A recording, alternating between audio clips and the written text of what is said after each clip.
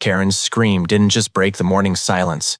It tore through it like something had physically snapped in the air. At exactly 6:33 a.m., the entire street went from dead quiet to alert in a single second. I remember it clearly because even the birds stopped making noise, like they were trying to understand what kind of sound that was. Then came the second scream, louder, more unstable, echoing off the houses and pulling doors open one by one. People started stepping outside half-dressed, confused, thinking maybe there had been an accident. But what they saw wasn't something anyone expected at that hour. Karen was already in her driveway, barefoot, shaking violently. Her face pale like she had just seen something that didn't belong in reality. And in her hands were clumps of her own hair, not a strand or two. Full sections tangled and pulled out as if her body had started rejecting itself overnight. She stared at them like she didn't understand where they had come from, like they weren't hers. Her breathing was sharp and uneven, and every few seconds she looked up directly at me. That's when everything shifted. Because instead of asking for help, instead of trying to understand what was happening to her, she raised a shaking finger and pointed straight at my house. "You did this," she screamed. "You did something to me." I didn't move. I didn't even react the way she expected me to, because in my mind, there was only one thought repeating itself again and again. I had warned her, over and over. I told her to stay away from my lake. The lake behind my property isn't something you'd ever confuse with nature. From a distance, it almost tricks you. Still water, quiet edges, a false sense of calm. But that illusion disappears the moment you get close enough to actually feel it. The air changes first. It carries a sharp, metallic smell, like something burned and forgotten, mixed with chemicals that never fully left the ground. Even standing near it feels wrong, like your body is reacting before your mind fully understands why. This place was never meant to exist in its current form. Decades ago, it was an industrial dumping site, a hollowed-out piece of land where factories offloaded waste until everything shut down and walked away. After that, rain filled the pit, and nature tried but failed to reclaim it. What was left wasn't a lake in any normal sense. It was contamination trapped in water sitting still for years, undisturbed and unchanged. The warning signs were everywhere. Bright yellow boards hammered into metal posts, weathered but still readable, clearly stating that the water was hazardous and not safe for human contact. The official reports I once pulled from the city files went even further: chemical breakdowns, toxicity levels, long-term exposure risks that made it obvious this wasn't something to experiment with. Even animals understood it better than people. Birds avoided it completely. Stray cats never came near. Nothing living treated that place like it belonged in the world. But Karen didn't see any of that. And the worst part was, no matter how many times I showed her the reports, no matter how clearly I explained the danger, she looked at it like I was the one exaggerating something harmless. Karen arrived in the neighborhood like she had been sent to fix it, even though nobody had asked for repairs. From the beginning, she carried herself with this strange mix of confidence and ignorance, like every street she walked on was secretly waiting for her approval. It didn't take long before she found the lake and decided it needed rebranding. Within days, she stopped calling it anything related to danger. In her mind, it had already transformed into the Community Wellness Lagoon, as if changing the name could erase everything the rest of us could clearly see. She spoke about it with the kind of excitement people usually reserve for luxury resorts, not toxic industrial waste zones. The first time I saw her actually inside it, she was floating in on a bright pink flamingo float, wearing a wide straw hat and oversized sunglasses that looked more theatrical than practical. A cheap Bluetooth speaker played soft spa music while she waved at me like I was supposed to admire the scene instead of questioning it. "You really should loosen up, Bob," she called out casually, like we had known each other forever, and like my concerns were just personality flaws. "This water is pure energy. You're going to thank me when the community finally wakes up." That was Karen's logic in everything. If reality didn't match her opinion, reality was wrong. She didn't just ignore warnings. She reinterpreted them as obstacles to her personal mission. In her world, she wasn't trespassing into danger. She was improving it, and anyone who disagreed wasn't cautious. They were simply uninformed. Even then, I realized something important about her. Karen didn't just want to live in the neighborhood. She wanted to rewrite it. At first, I tried to stop it in the most direct way possible. I didn't shout or argue. I simply showed her the truth. I printed out every report I could find about the lake and handed them to her like maybe physical proof would finally break through whatever version of reality she was living in. Pages of contamination data, government warnings, and clear instructions that no human contact was safe. I even highlighted the most important parts, thinking she couldn't possibly ignore something so obvious. She barely glanced at them. Instead, she gave a small laugh, like I had brought her something amusing rather than serious. "You really believe all that?" she said, shaking her head. "These are just fear documents. The system always labels things dangerous when it wants control." That was the moment it became clear this wasn't ignorance anymore. It was belief, and belief is much harder to break than misinformation. What I didn't expect was how quickly it would spread. Karen didn't keep her idea to herself. She started talking to neighbors, framing the lake like it was a hidden benefit the community had been unfairly denied.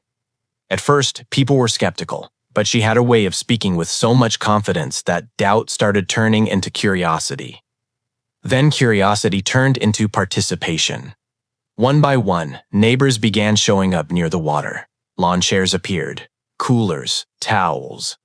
Someone even brought a small inflatable raft like it was a planned outing. Within days, the edge of my property stopped looking like a warning zone and started looking like an unwanted social event. Karen stood at the center of it all, acting like she was hosting something official, and the more people followed her, the more impossible it became to tell them they were all standing in the same danger I had been trying to warn them about from the very beginning. It started quietly enough that most people could still pretend nothing was wrong. A few coughs here and there brushed off as seasonal irritation, someone scratching their arms longer than usual blaming mosquitoes or dry skin. But over the next few days, those small things began stacking up in ways that were harder to ignore. The air around the lake always felt heavier than it should have. That faint chemical smell I had warned them about was now sticking to clothes, hair, even skin. People would leave after one of Karen's sessions and still carry that strange odor with them hours later, like the lake had marked them in some invisible way. Then the physical symptoms started becoming more obvious. Red patches appeared on skin that had been exposed too long. Coughing became more frequent, sharper, almost uncontrollable in some cases. One of the neighbors had to sit down halfway through a conversation because he couldn't catch his breath properly anymore. But every time someone tried to question it, Karen was already there with an explanation. "It's detoxing," she insisted confidently, as if she were giving medical advice. "Your body is releasing everything it's been holding on to. That's a good sign." What made it worse was how easily people accepted that answer. Fear was still there, but confidence is louder than fear when it speaks without hesitation. And then I noticed Karen herself changing. At first, it was small extra strands of hair caught between her fingers when she adjusted it. Then thinning at the temples, subtle enough to hide under her usual hats. But she started wearing those hats more often. Bigger ones, looser wigs, as if covering it up would slow it down. She laughed whenever I mentioned it, calling it normal shedding. But deep down, something about her confidence was starting to crack, because whatever was happening at that lake, it wasn't healing anyone. By the time Karen could no longer pretend nothing was happening, it was already too obvious for anyone to ignore. The confidence she used to carry herself with was still there on the surface, but it was slipping through the cracks every day. Her hats got bigger, her wigs got thicker, but none of it was enough to hide what was happening underneath. The first real moment of panic came when she caught her reflection in her car window and froze. I saw it from a distance, just that stillness, like she was trying to process something her mind refused to accept. The thinning wasn't subtle anymore. It had turned into visible patches, uneven and spreading, like her scalp was slowly giving up on her story. By the next HOA gathering, she showed up looking completely different. The wig she wore didn't match her natural hair at all, and it sat slightly crooked, shifting every time she turned her head. She kept adjusting it mid-conversation, but it only made things more obvious. That was when she snapped. Suddenly, all that quiet uncertainty turned into accusation. Her eyes locked onto me across the room and her voice cut through the chatter. "This is what he did," she said sharply. "He poisoned the lake. He did this to me on purpose." The room shifted instantly. People who used to follow her confidently now hesitated. Some looked away. Others glanced between us like they were finally questioning everything they had been told. Even those who had once believed in her wellness lagoon idea were no longer sure where the truth stood, because one thing had become impossible to deny. Karen wasn't just changing anymore. She was falling apart in real time, and everyone could see it. The HOA clubhouse that day didn't feel like a meeting anymore. It felt like a staged performance that had gone completely out of control. Karen had transformed it into her own courtroom, arranging printed papers on the table like evidence in a case only she understood. She paced back and forth in front of everyone, her voice sharp, rehearsed, almost desperate to keep control of a story that was slipping away from her. She pointed at me like the verdict had already been written. "He poisoned the lake," she declared. "He endangered this entire community, and now people are paying the price." Some of the board members shifted uncomfortably in their seats. Others avoided eye contact completely. The confidence she used to command wasn't landing the same way anymore. There was hesitation in the room, now small, quiet cracks forming in the version of reality she was trying to force on everyone. Then the door opened.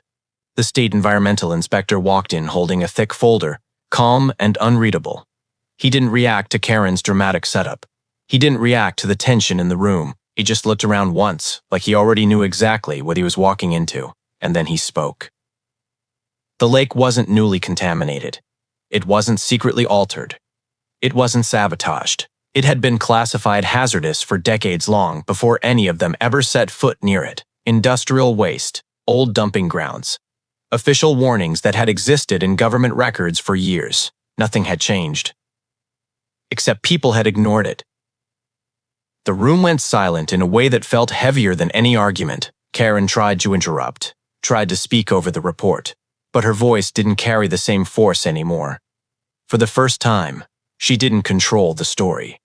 The truth did. After the inspector's report, the energy in the room didn't just change, it collapsed. The HOA meeting that Karen had turned into her personal courtroom quickly fell apart as people finally understood what had actually been in front of them the entire time.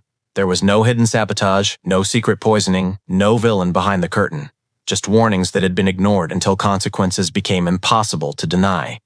Karen didn't accept it. Even as the inspector packed up his files and the room slowly emptied out, she kept trying to rebuild her version of events out loud. But nobody was listening the same way anymore. The authority she once had in that space was gone, replaced by uncomfortable silence and sideways glances that said more than words ever could. In the days that followed, everything unraveled quickly. The city issued fines for trespassing and repeated safety violations. The HOA distanced themselves almost immediately, suddenly very eager to clarify that Karen's actions were never officially endorsed, and the same neighbors who once followed her into the lake now avoided her entirely, pretending they had always known better. But what stuck the most wasn't the legal outcome. It was the social one. Clips of the HOA meeting started circulating in the neighborhood group chats. Screenshots turned into jokes. Jokes turned into memes. Karen's dramatic accusations. Her wig slipping mid-argument. The inspector's calm explanation. It all got reshaped into something no one could stop sharing. And through it all, Karen still showed up sometimes, standing at the edge of the street in a synthetic wig that never quite looked right, watching the same people who once followed her now laugh quietly as they passed by. The lake stayed fenced off. The warning signs stayed up. But the story of what happened there didn't stay quiet for long.